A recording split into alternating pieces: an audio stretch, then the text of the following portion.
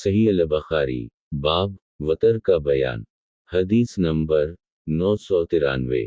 तर्जुमा।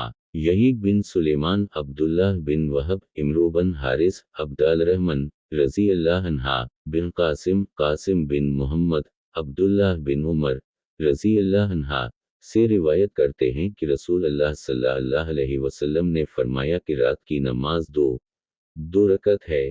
फिर जब तो नमाज से फारिग होने का इरादा करे तो एक रकत पढ़ ले जो तेरी तमाम नमाज को वतर बना देगा। और कासिम ने कहा कि जब से मैंने होश संभाला लोगों को 3 रकतें वतर पढ़ते देखा और दोनों सूरतें मेरे ख्याल में जायज़ हैं। मुझे उम्मीद है कि कोई मुज़ाक़ा नहीं।